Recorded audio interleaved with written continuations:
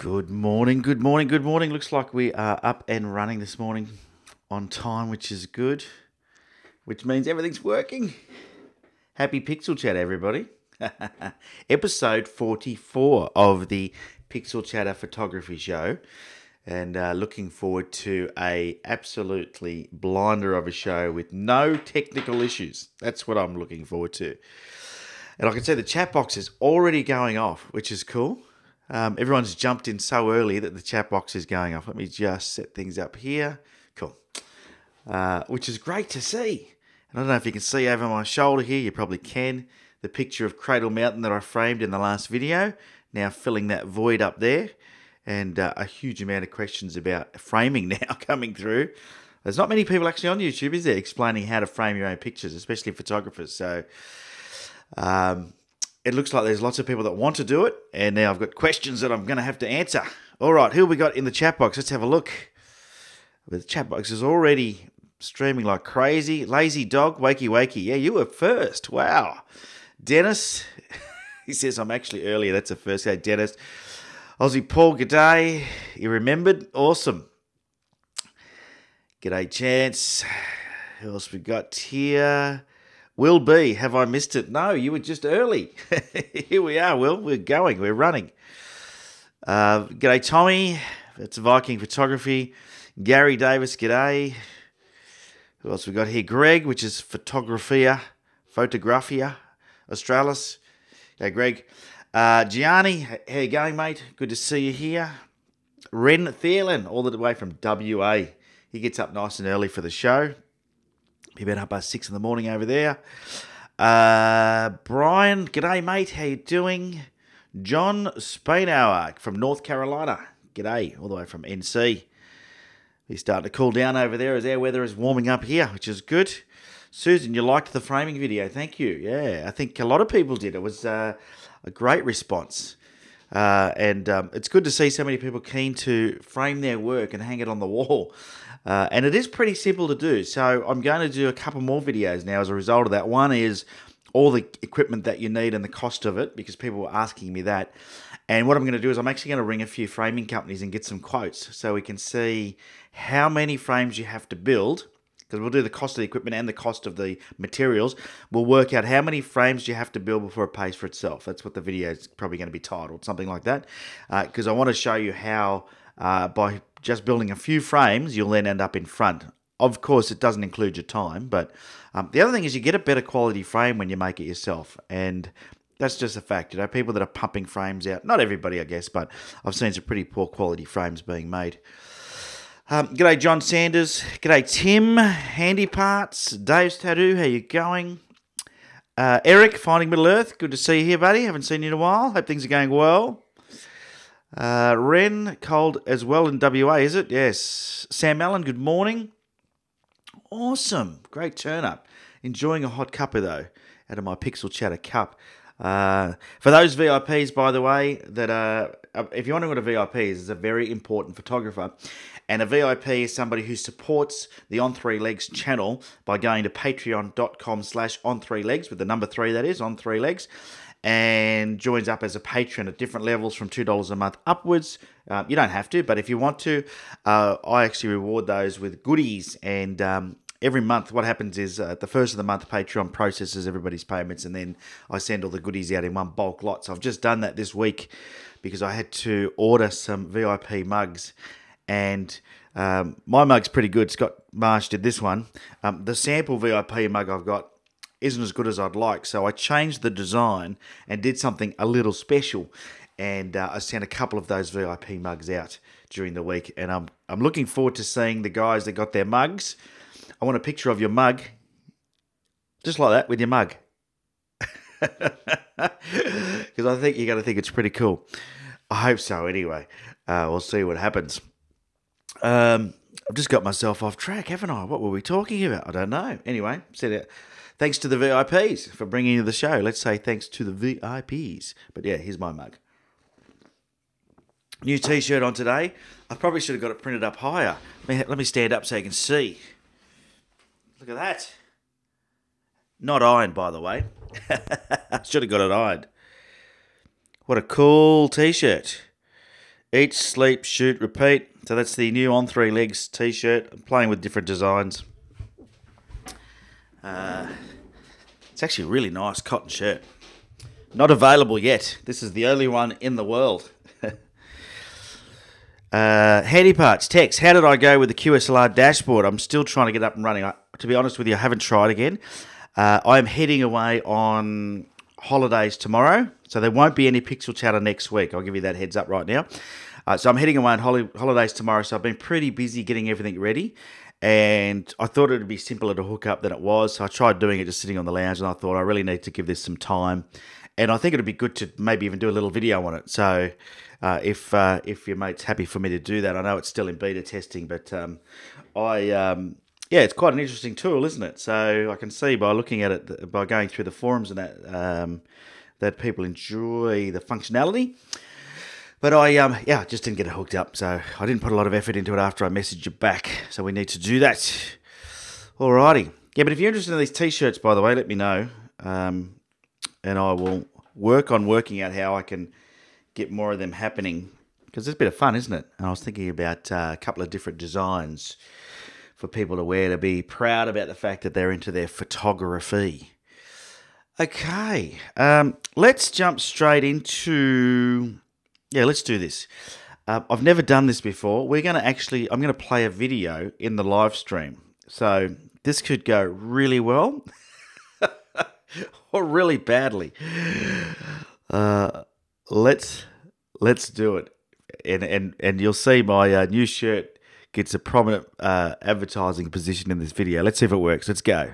It's happening again. I'm heading back to Tasmania and I want you to come with me. Now, if you missed out, back in May of 2018, we went to Tassie as myself and wildlife photographer Michael Snetic teamed up and we ran 2 back-to-back workshops in the iconic Cradle Mountain location. The demand has been so great to do it again, we are going to do it again in 2019 from the 5th of May to the 9th of May, so that's 5 days that we'll be taking you through the Cradle Mountain National Park, visiting places like Dove Lake, photographing that iconic mountain along with the boat shed. We'll be visiting places like King Billy Falls. We'll venture deep into the rainforest to find some amazing fungi, get that macro lens out and teach you how to do some macro photography. Michael will be showing you how to grab wildlife shots because, of course, there's plenty of wildlife in the national park as well. Now, all you've got to do is get yourself to Tasmania, so get yourself to Launceston. We will then transport you across to the Cradle Mountain Hotel, which is where we base ourselves for the 5 days. From there, each day we'll have a full itinerary where we'll be taking you out to some of the most amazing landscape locations this country has to offer. You're going to absolutely love it. In addition to that, we'll also be running some tuition where some will be indoors. We'll be running you through things like how to do post-processing. We'll be available for you one-on-one to help you use your camera and get everything set up so you can get the most amazing photos possible. Now, this workshop has very limited spaces, and we're not going to do what we did last time where we put an extra workshop on once we run out of spaces. This time, we're both very time limited, and it means that we're going to have to only take 10 people with us for this 5-day duration, and that is it. It's from the 5th to the 9th of May. There's an early bird special available until the end of August 2018 where you will save a few $100s. All you've got to do is leave a $500 deposit and you'll pay the rest a month before we leave. So if you want to find out more information, you'll find a link somewhere around this video. Click on that link. It'll take you to a web page and it'll have Michael's contact details. You'll ring him directly. He will book you in and get you all sorted, answer any questions that you might have and take your deposit and get you all ready to go to Cradle Mountain and enjoy one of the most iconic landscapes this country has to offer. I look forward to seeing you there. It's happening again. Well, there you go. It worked. That was the first, playing the video in the live stream. Yes, I'm going back to Tassie, and I want you to come with me. So I've released it. I pre-released it to the VIPs a few days ago, and we've already got a couple of bookings. So we are definitely only doing one group this time. I know last time we opened it up to a second group because we had so much interest. That'll probably happen again. We've already got 3 bookings out of 10 spots, so we've got 7 spots left. Sorry, Anthony. Hello, Anthony. Anthony, how are you? Hello, Anthony. I don't want you to feel left out, Anthony. Can't believe I didn't see you in the chat there. G'day, Izzy. Izzy was in Tassie with us, actually. So, Izzy, if you've got anything to say about the Tassie workshop that we did in Cradle, please let people know. But we had a great time, didn't we? Izzy came along. Anthony, Tassie is the best. Yes, it is. Chance, Dennis, I will drink my rum and coke with you. I will drink my rum. Oh, awesome. Sam, might have to pop up and say hello. Yeah, please do. Let me know. I'm pretty busy. Like it's pretty flat out a few days, but I will be around. And either before or after it, I'll be doing something as well. So I might go up on the top of Mountfield National Park to the Tarn Shelf or something. I don't know. I haven't decided yet. Or across to the Tarkine. Cool video, says Anthony. Thanks, buddy. Whacked that together yesterday with my son. He did he ran the video and I just put it together quickly. Zolt Harry, are you considering purchasing one of the new Nikon mirrorless cameras? Well, that's a good question. Hey, the new mirrorless camera from Nikon, they've been making a lot of noise about, haven't they? Been teasing us. I have actually sold my XT1 in preparation of buying an XT3. So there's a little secret for you. Izzy says, fingers crossed for snow. Yeah, well, hopefully we'll get some snow this time. And so May 2019. So if you want to come along, the link is down below in the description of this video. And I'll stick it in the chat box as well. I think I can. Let me see. No, I can't because I don't have it anymore. No, I don't have the... Anyway, you can find it in the chat down below. You want to come up to the Tarn Shelf with me, Sam? I've been up there before. But I'd be happy to have you as my companion if you wanted to do that. If you want to come and join me. Last time I was up there was like a blizzard. It was it wasn't fun at all. And I didn't get any photos up there. Will be. How about a workshop in Scotland? Yeah, you never know. Look, by the way, I'm not a workshop company. So I'm doing this with Michael. Michael's a good friend of mine that I met about, I don't know, 5 years ago. And he's a pretty... renowned wildlife photographer. You would have read some of his tips. He writes for Australian Photography magazine. So if you're in Australia, you definitely would have written some of his tips. But he runs workshops all over the world. So if Tassie's not for you, you can go to his website anyway, which is Wild Nature Photo Expeditions, and just find something else. And he does some up. I think he does Iceland, and he hasn't done Iceland. Rather, he's done Antarctica, Africa, India. He just does so many. And they're just amazing locations. But yeah, so I'm heading off to Tassie again. I can't wait. September.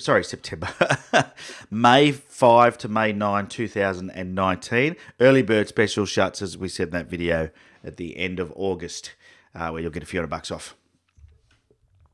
All right. So, let's jump. Everyone's going to say hello. Everyone say hello to Anthony now. Just make sure he doesn't feel left out. Everyone give him a shout out in the chat box. Hello, Anthony. There you go, mate. See, looking after you. All right, let's have a look at the VIP challenge. So if you're not aware what that is, every week we have a VIP, or just about every week, we have a challenge for the VIPs, the very important photographers. So when you do become a VIP, and you do that by going to patreon.com/on3legs, you get access to a private online group, which is made up of all the very important photographers. And what we do is we hang out in that group, we share stuff, but we also have a VIP challenge every week. There you go. You feeling the love, Anthony? We have a VIP challenge every single week. And the last one I did was for a bit of fun. Some people didn't want to play. But others did, and we had one. The challenge was selfies. So let me just open up that album. Selfies.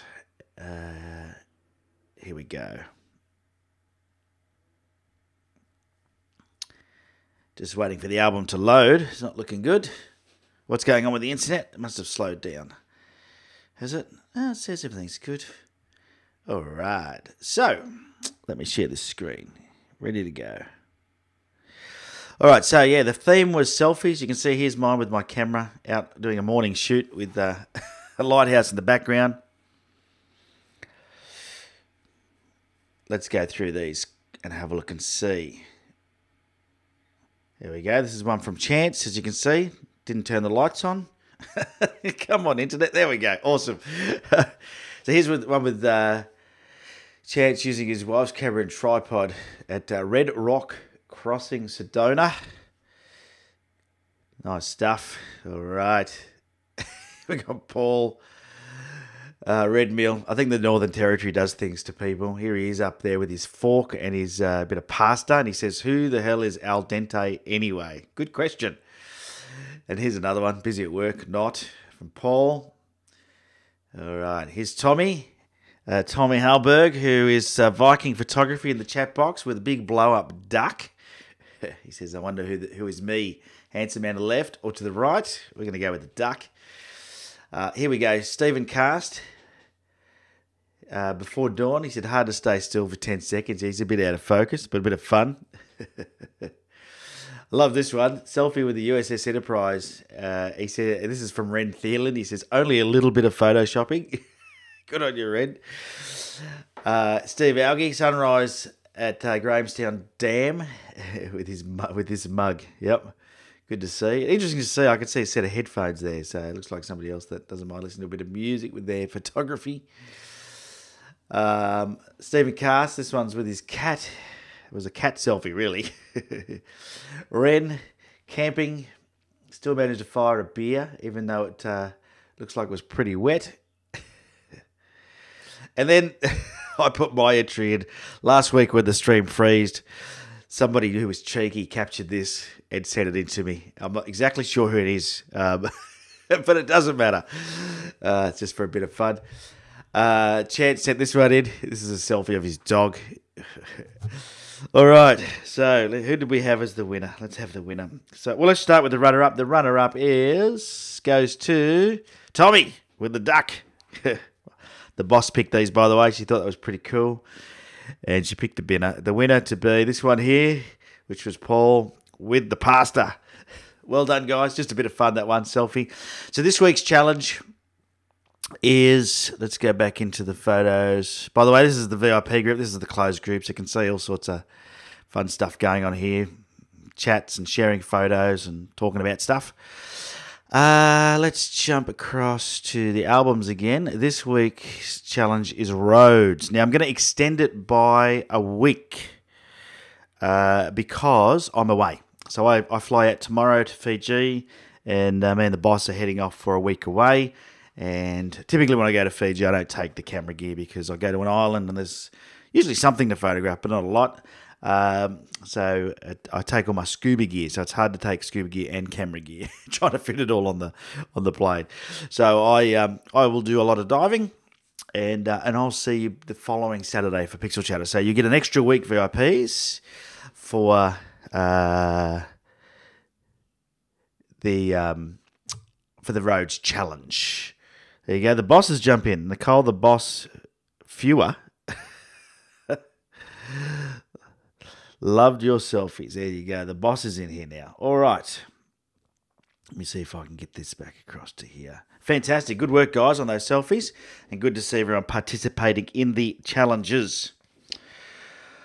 Okay, we're going to jump straight in. We'll check the chat box, see what's going on over there, and then we'll jump straight into some image critiquing, and we'll see what photos we've got. I've got a couple of images, one from Ren Thiel and one from Rob Roy this week.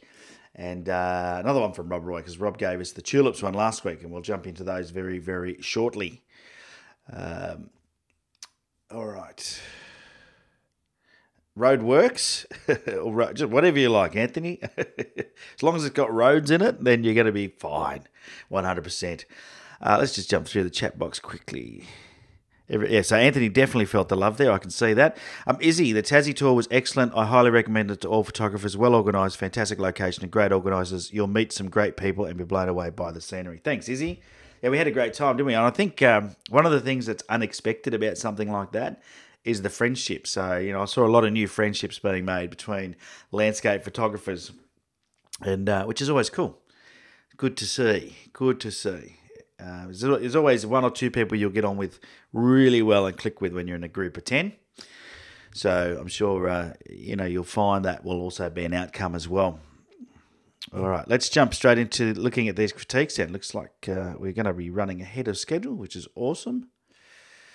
So let me get this Lightroom open, see if this is going to behave itself today.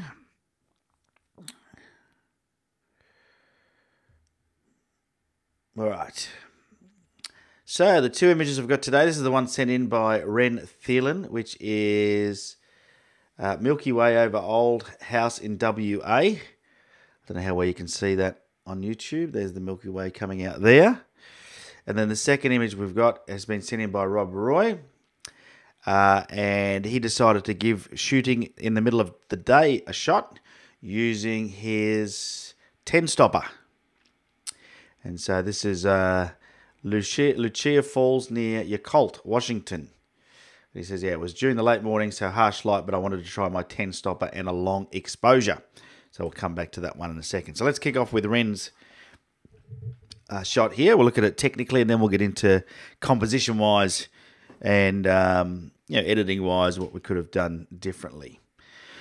So let's start technically. This is shot on a Nikon D7200 at ISO 1000. And when you're shooting stars, you're going to want to try and up the ISO simply because otherwise you'll get too long an exposure. Now, that's not a bad thing if that's what you want. But if you want your stars to be sharp, you need the shutter speed to be less than your focal length. Okay, so that is, let's say you're using this is shot at 14 millimeters. So you want it to be 14 seconds or less. Any longer than 14 seconds and you're likely to start getting some star trails happening. Okay, so they won't be sharp. Now, this is a 15-second exposure. So, he's right on the cusp of them probably being a little out of sharp because they'll be moving. That's probably right at the extremities. But it works well. So it's pretty good. I've done 30-second shots on a 12 millimeter before and get away with it. So you can get away with it, but it depends how much pixel peeping people are going to do. Like if you look at my shot, that was 30 seconds at was it 12 to 4 or 14? Sorry, at 14 mil. Sorry, at 14 mil, I did 30 seconds.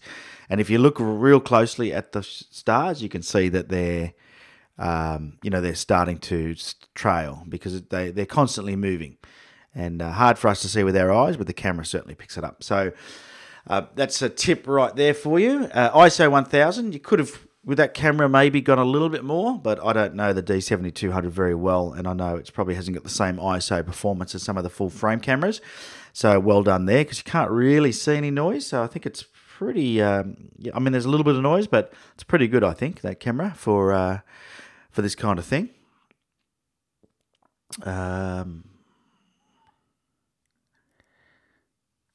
What's the boss doing? Sending messages and then retracting messages. What's going on there? Don't know what the boss is up to. All right. From a technical details then, so ISO 1000, 14 millimeters, shot at f2.8, and that's, you really got no other choice. And if you want to shoot the stars and not have them moving around, it looks like Nicole the boss Fewy has changed from Fewer to Fewy. Struggling there, are you, the boss? trying to get her name right in the chat. Yeah, the boss in capitals now. That's more appropriate. So with any sort of astrophotography, the wide open apertures are going to be your friend. And so 2.8, if you've got a 1.4, even better, you're going to get a better result. But, a wide angled lens at 1.4 is a pretty expensive lens. I've got a 24mm 1.4, but I don't know. That's probably the widest I've got. It might be a 1.2 actually. And no, it's a 1.4, definitely a 1.4. I think, and if you use something like that, then you can definitely lower your ISO. But here you can see ISO 1000 works well. As for the focal length, 14mm, I guess there's not much you could have done. That was your, it's a prime lens. This is not a zoom lens that you're using. I'm not sure what brand of lens because it doesn't tell me, but it just tells me you're using a 14mm 2.8 prime lens on your Nikon 7200. Which is a crop sensor, so really that's going to be about 21 millimeters. Yeah. So as you see, Ren said there, ISO should be around 3200 to get more detail. Yeah, typically when I shoot with a 2.8 lens, and I would shoot somewhere at about ISO 2500, something like that, on my full frame to get a good exposure and a good shutter speed. So, and the reality when you're doing things like this, you want to be a manual and just try different things. And this is where using something like a loop, so that Hoodman loop that I use, you'll see it in the description of some of my videos, using that to be able to look at the detail on your LCD screen on the back of your camera will be really advantageous in a situation like this, so you can see what's sharp and what's not. So they're rocking on lens, okay? Cool. So yeah, good from all of those aspects. Now let's talk about composition. I can see this is cropped, so you've cropped it square. And it looks like maybe you've cropped the edges off more than anything else.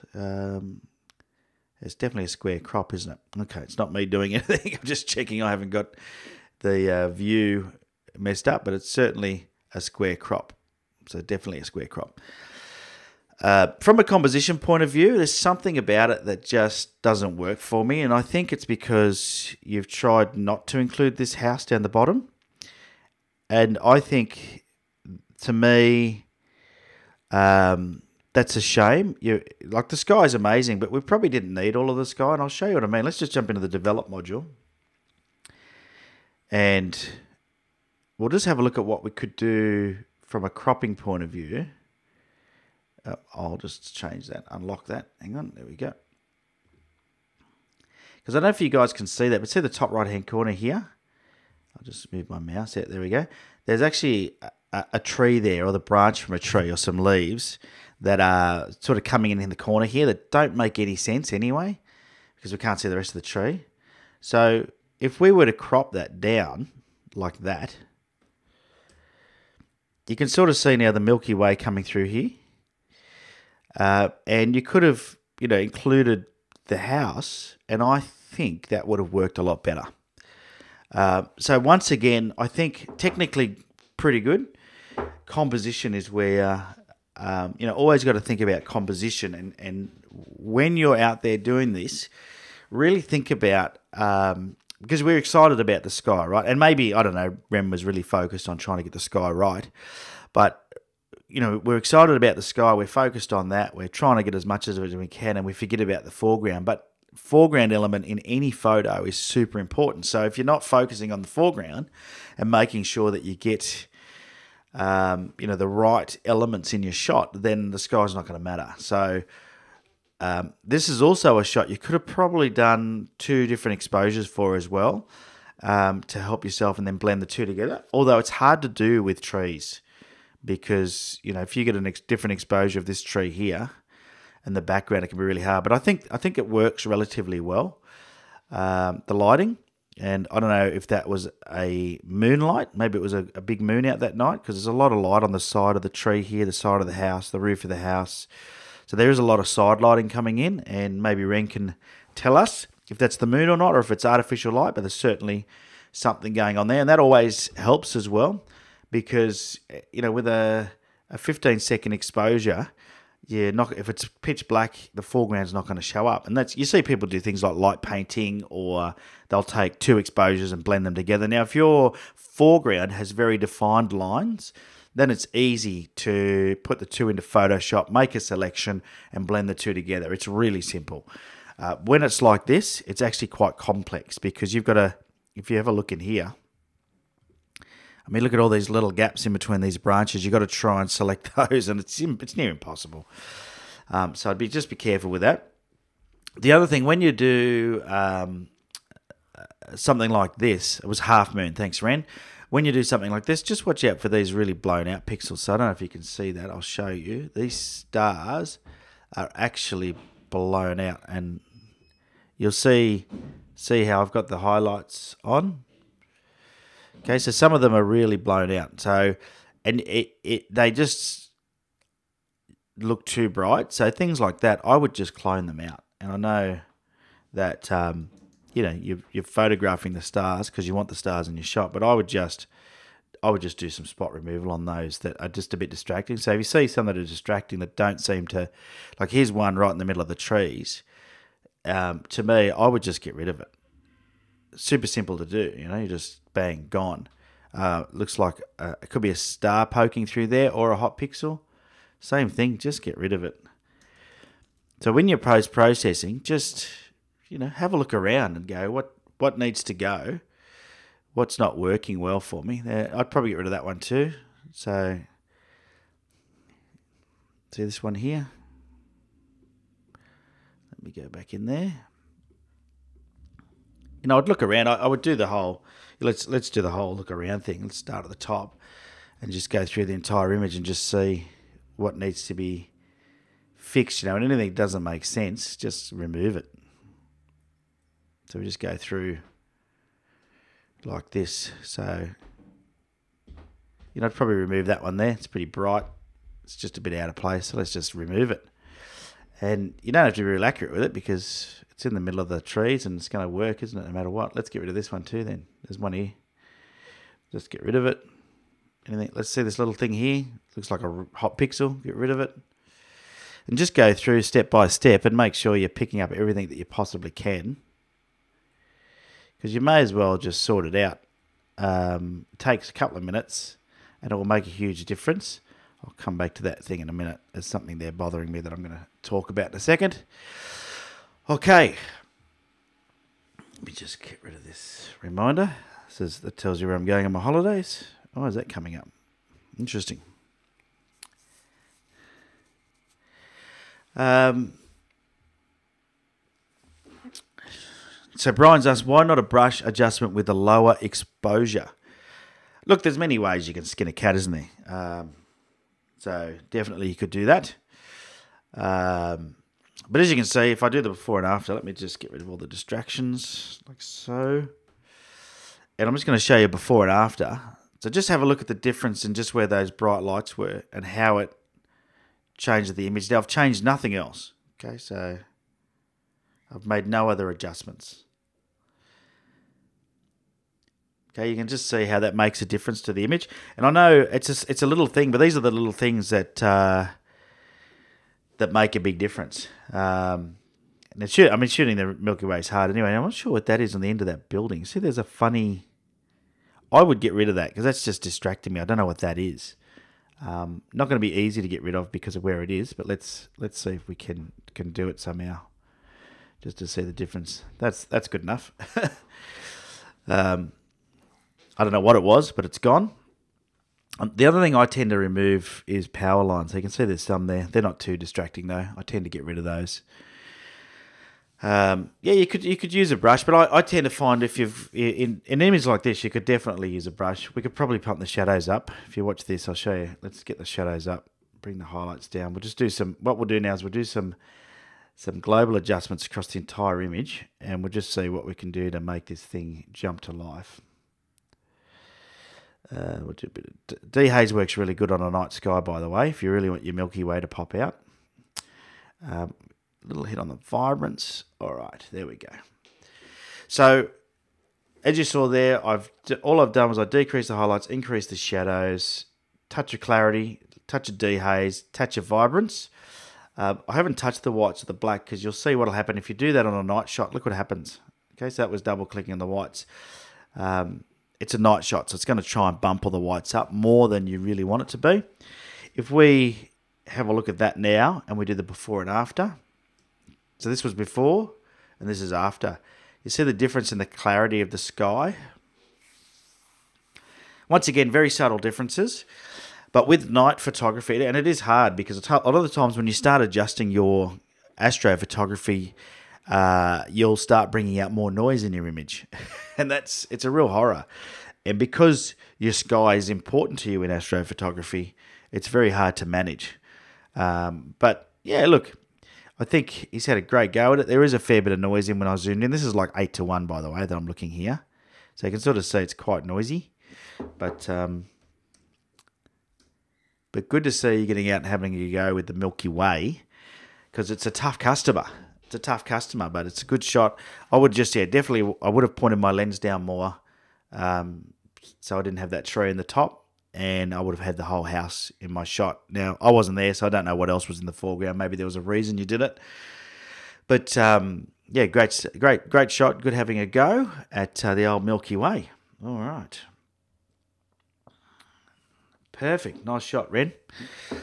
Alrighty. I'm going to do things a little bit differently today because I accidentally skipped over something, which is the shot kit. So we're going to go back to the shot kit and then we'll do another critique. But interested to hear your thoughts on astrophotography. I haven't done a huge amount of astrophotography.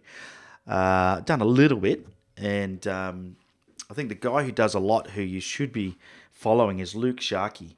And Sharkey is actually spelt Tsch, I think it is, Arke, something like that. And he does a lot of astrophotography and he does a lot of astro workshops. Lives down in Tassie, I think now. I think he's in Sydney and Melbourne this week for Sony doing some workshops. So, yeah, he's a good astrophotographer to follow. All right.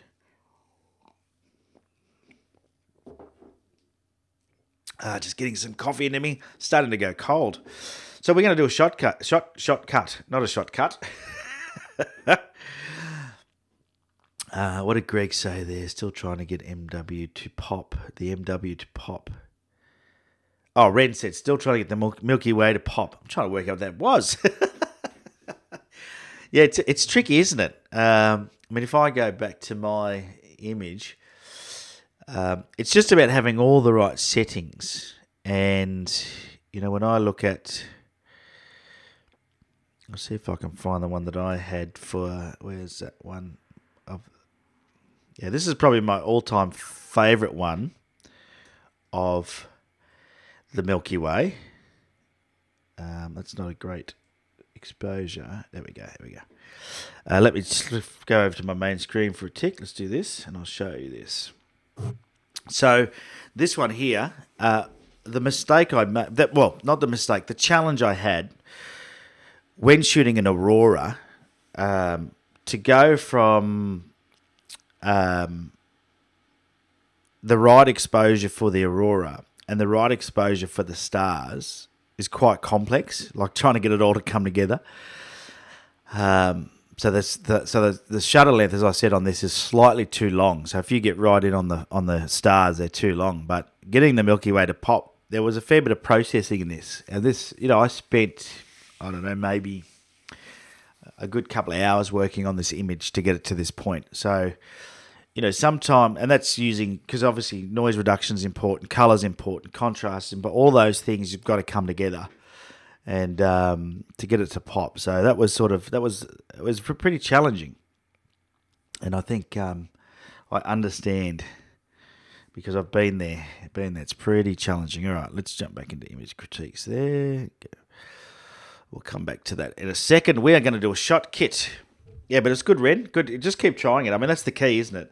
I think what I found talking to photographers is that they get disappointed with their shots because they go on, and even more so now, right? Because in the old days, the only way you'd see amazing photos is you'd go to a gallery or you'd buy a book.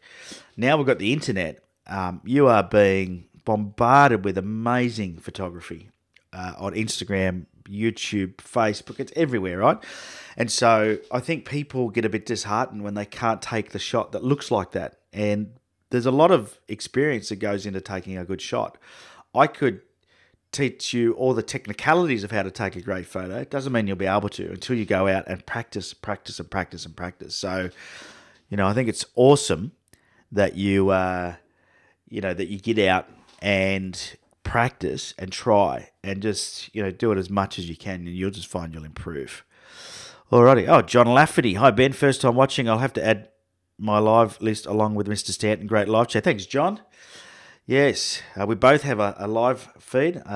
Mr. Stanton, by the way, if anyone's wondering who that is David Stanton. He runs a woodworking channel on YouTube and I'm quite keen on the woodworking. And so I am one of his followers. And I've bought some plans off him before and built some gear and even appeared on his live stream once. So he helped me rip a piece of timber down. And John, that jewellery box is still being made. It's just about done. The guitar got in the way, so I was building the guitar. All right. So let's do the shot kit. We're going to do a shot kit. And I love this because I said I've got a few sent in to me, but feel free to send them in.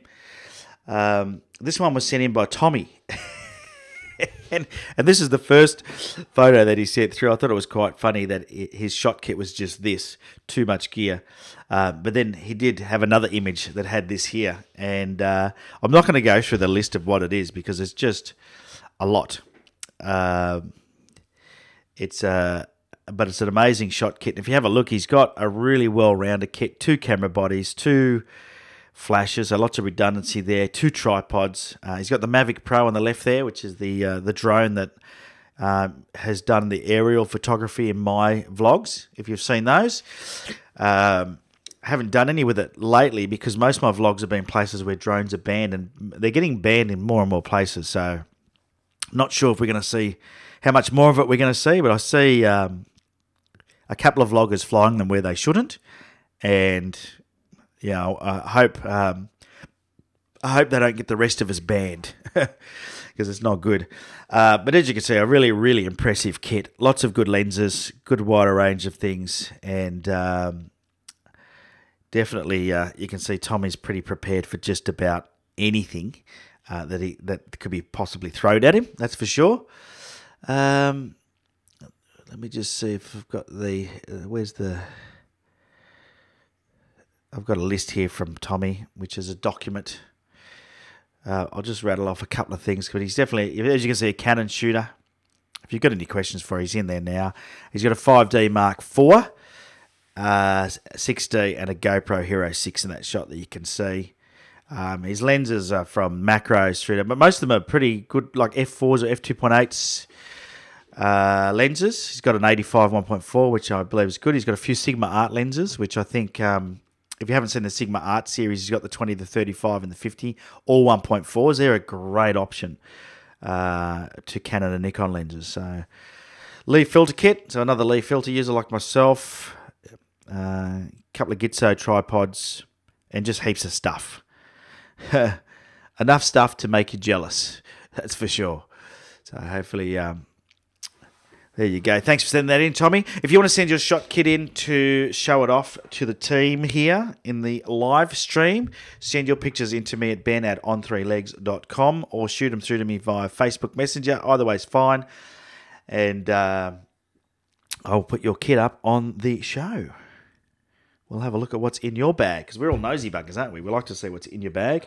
Right, I better have some more of my coffee because it's going to go cold if I don't. Yeah, very pro kit. I hope you don't try and carry it all at once. It'd be a lot of gear. You'd need a Sherpa, I reckon. I should get a message printed on the bottom of my cup, shouldn't I? So, something that says, please wait or something. All right, the coffee's gone, so there won't be any more coffee breaks. Let's jump into the next critique. Okay, this one was sent in by Rob Roy, who has been a little bit inactive. He had a family member sadly pass away, so our thoughts are with you, Rob. And good to see that you're getting the camera out. It's a great way to chill the mind. Chill the mind, but our thoughts are with you, buddy. And he sent this one in. Let's take a look at the details from a technical aspect, and then we'll go through the shot itself from a composition and etc. etc. So as he said, I'll give you, this is what he sent me as a description. He said, this pic was taken at Lucia Falls near Yacolt, Washington. It was during the late morning, so there was harsh light, but I wanted to try my 10 stopper and a long exposure. Taken with a Nikon D850, 13-second exposure, f9. ISO 64 at 29 millimeters. He was using his 16 to 35 f4. He was using his tripod. He's got a tripod which is a Pro Media Gear tripod, remote shutter, and he was using his Nissi filters. So he had a circular polarizer on and his 10 stopper. So thanks for all the info, Rob. It's good to see people putting the info in.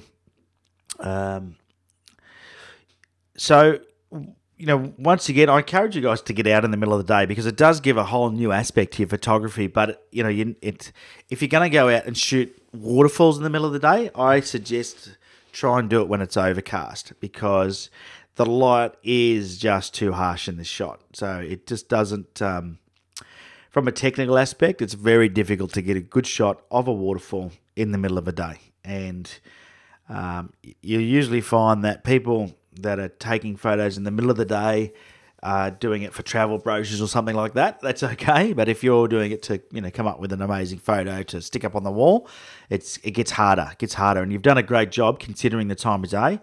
And I have shot in the middle of the day, but it's hard to do. It is, from a lighting point of view, one of the secrets I think to a great photo is the time of day you take it. And you can buy all the gear you want, you can do all the classes you want, you can be you can do all of that, but if you don't shoot at the right time of the day, then you're at a disadvantage. That's my opinion. But that's the reason why you look at so many of the most amazing photos are taken at sunrise or sunset or at night, or they're rarely in the middle of the day. Rarely. Having said that, there have been some amazing shots taken in the middle of the day, but it's rare. Okay, more than not, you'll find people will do it morning or night. All right, now there's a couple of cool things going on here that I will talk about. So let's jump into the develop module now. So we've talked about it technically. Whenever I see water, oh, that's a bit too close. Let's go back to 3:1. There we go. Oh, actually, I could probably do 2:1. Let's go to 2:1.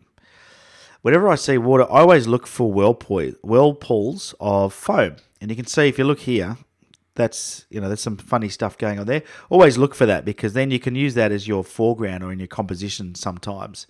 And whenever there's water streaming like this into a pool, usually there will be some foam somewhere spiraling, or and it makes great detail, and a long exposure works really well.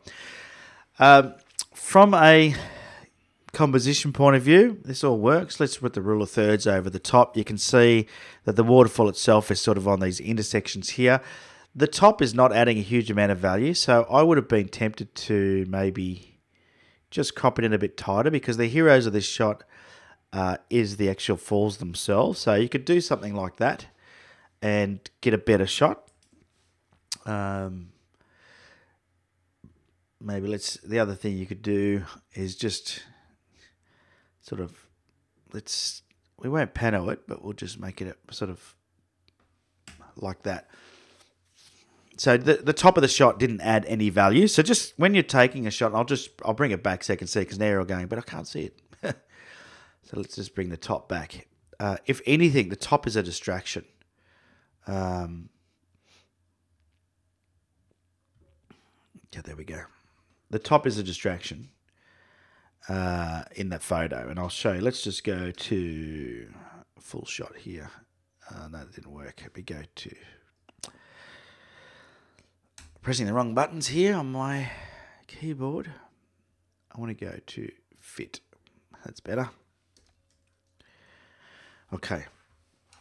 So to me, the top is a distraction currently. Well, it isn't. It isn't. What I do like about these trees is I love that repeating pattern with the light against the wood.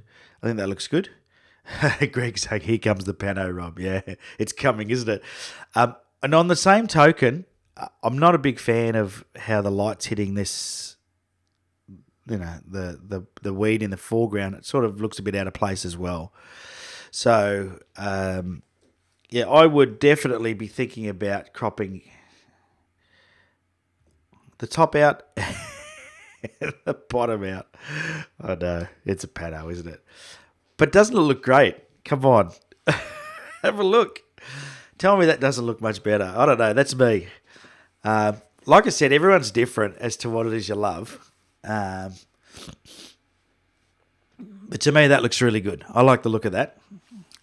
And it's hard. It really is hard when you're, especially in the middle of the day, and you're learning something new. So it does. If you've just got a 10 stopper and you're trying it out, you're doing this long exposure thing, it can be a challenge. No doubt about that. But good for having a go. I think the other thing that's happened here is there seems to be something going on with the colours. And once again, whether your screen is calibrated or not, I'm going to try and find a neutral. There we go, there's one there. And you'll just see the difference that made. So let me We'll just go black. And we'll go before. No, we won't. Something funny's happened. No photo selected. Righto. That's interesting. That was interesting, wasn't it? Lightroom's having a fit. Oh dear. Oh dear. Okay, let's try again. Wow. Maybe it's my Lightroom that's giving me the trouble. All right, so... Oh, I know why. Gosh, let's get out of this. Get back into the develop module. Come on, Lightroom. Play nice. Okay, so that was before. Now, this is very common with big stoppers, and that's why in my Lightroom presets, which I know a lot of the VIPs have got because you get access to that at the one of the VIP levels, is I have a thing called the big stopper. Now, it's extreme, right? You have to adjust it, but you need to add warmth typically to a daylight exposure with your big stopper because it's very difficult for your camera to meter the colors correctly. So if you look, this was before and this is after. And I could tell straight away that the white balance was out. And I'll just show you how I did that, how I fixed it up again. I'm just going to undo my change. Okay.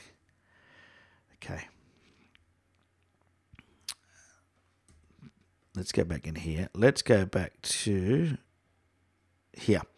So I see where it says white balance custom. What that change was, I went over here and I grabbed the little dropper and I bring it over to my image. Now what I'm looking for is I'm looking for something that's grey, and I want the numbers at the bottom of this to be very similar. So you see they say 50, I don't know how well you can see it, but it says 52, 53, 57. So I'm just trying to find a section of grey where those numbers are almost the same. Okay, as close as I can get them. Now, you'll see that's 29.5, 31.1, 33.3. We'll click that.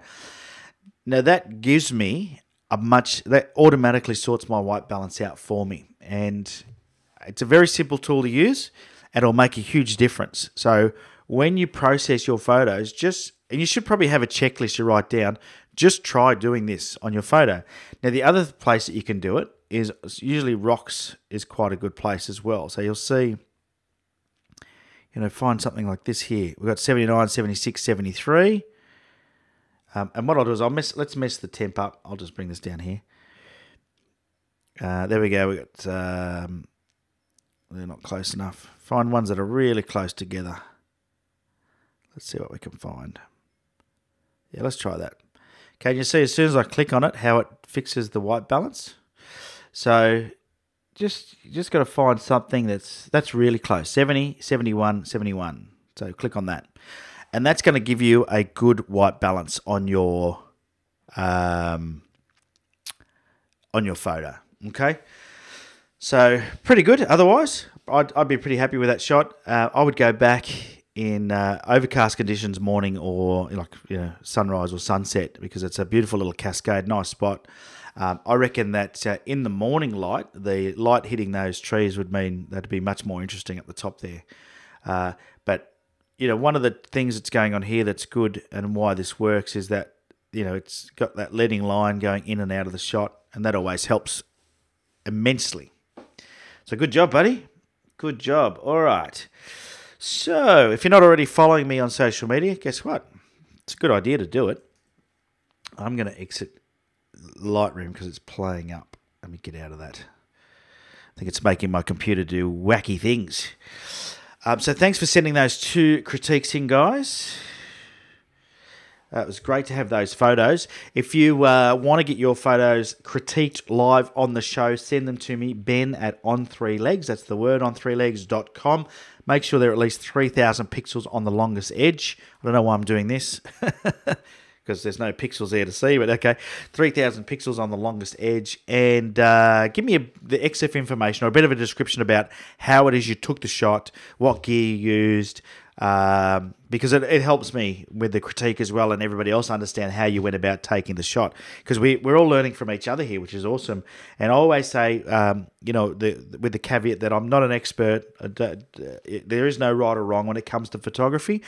There have been people that go out there and shoot something different, and that's what makes them amazing photographers. So, you might be the photographer that only shoots in the middle of the day, and you really master how to do that. So that would make you unique and could really put you, right up there with landscape photographers. Who knows? So don't ever think that you can't do your own thing just because it's not the norm. I think that's a bad reason not to do what you want to do. So good on you for getting out there and having a go, guys. 2 great photos in very challenging conditions. All right, well, that's pretty much it for today's show. We'll go to the chat box quickly. I will mention behind me we've got the worldwide sticker board. You'll see that we had a new addition up here, which is Brisbane up here. So we've now got so many that I won't run through every single person that's put something up there, but you can see we've got the worldwide sticker board is starting to fill up. So if you want to get on the worldwide sticker board, you can see these little flags represent where each location is from a viewer. Send me in a sticker, a badge, a postcard, whatever you've got. I don't care anymore. Just send me something in that I can stick up on the board with a pin or some double-sided tape, and I'll stick it up there, and you'll get your place on the worldwide sticker board with everybody else, which is a pretty cool thing. We're just slowly filling that board up with people from all over the world. The address to send me your stickers is down there. Make sure you include a self-addressed envelope in with your package, and I will send you back some goodies. And I've already been doing that. I've only sent a few people actually showing off the goodies they've received, but I did send a whole bunch out this week. So about, 15 packages went out this week. So hopefully you'll all get your goodies, and we'll be able to see everybody enjoying those. All right, let me catch up on this chat box. Wow. Nice kit, Tommy. Obviously, you're not married. Divorced. Is it because of that kit you're divorced? Oh, dear. That sounds right. Love the kit, Tommy. Nice kit, Tommy. I love Tommy's got a good kit. Here comes the pano rub. I did see that one earlier. Yes, it did. Paul Goody. G'day, Paul. Welcome to the stream. Bit late in. What else we got here? It's a pano. Anthony's got a couple of big grid marks. It happens, doesn't it, every time? You know what? I need a pano setting on my Lightroom where I just press the P button and it doesn't print, it panos. By the way, when I get back from my holiday, I'm going to do a video of me printing my first ever pano out of this bad boy over here. So that's the printer I bought, the Epson Surecolor P405, and let me show you something. I bought this here. Now this here is premium semi-gloss photo paper in a roll. So you put the roll on the back of the printer and you can print panos. So we are going to be printing a pano. I won't do it during the live show because I think editing a pano and printing it on my computer will kill the live stream. But I will turn it into a vlog so everyone can see how it goes, and hopefully it goes well. I've never printed a pano. I've printed some like that. I printed that one up there on there, and I've printed heaps of smaller images.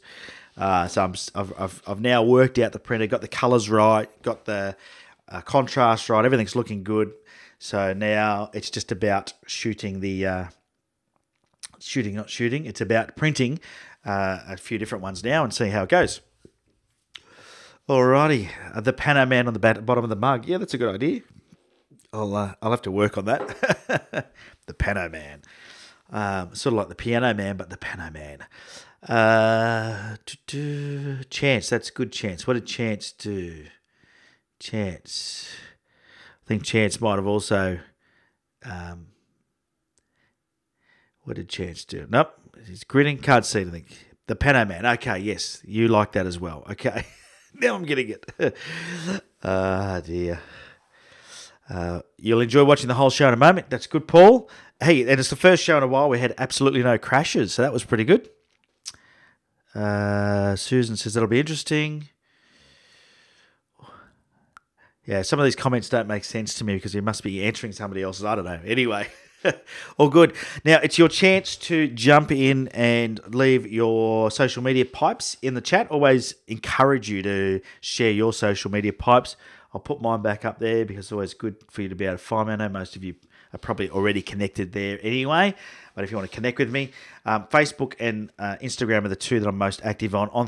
The Twitter on three legs one is just a replication of my Instagram typically. I don't typically do anything else on there. For whatever reason, I just don't. It's just how I do it. All right, just a couple of things to remind you of. There'll be no Pixel Chatter next week because I will be probably at this time, or there's a time difference, but at this time, local time for Fiji, I'll be under the water, I'd say, next Saturday, enjoying the sea life, just relaxing down there. So that'll be pretty cool. Yeah, that's pretty much it. So if you want to send in your shot kit, you can do that. Send in your images for critique, you can do that. It's all down in the descriptions below.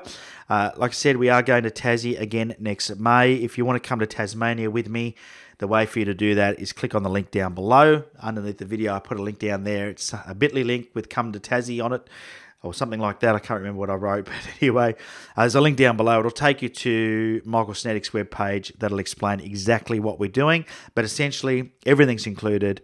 You just got to get yourself to Tassie, and the only thing that's not included is, I think, alcohol, and that's it. Everything else is included. So flights and alcohol's on you. The rest we give you. So we feed and water you for the whole period of time and take you out and take you on some great location shoots. So thanks again for joining me for Pixel Chat. I really do appreciate you guys hanging out with me. I appreciate the VIPs bringing you and supporting the show. I do get a lot of weird sponsorship requests from companies that do not relate to what, to me, and the way that I fund this show is through Patreon. So we don't have to take on any weird sponsorship. I even get products sent to me. People send me weird stuff, and some of it may make the show at some point. Because some of it's funny, that crap I get sent.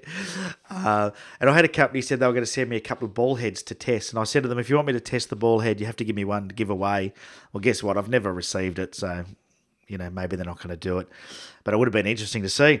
All right. So thanks again. And until next time, get out there and take some photos. You know what it's all about. Getting out there and taking photos. Cheerio.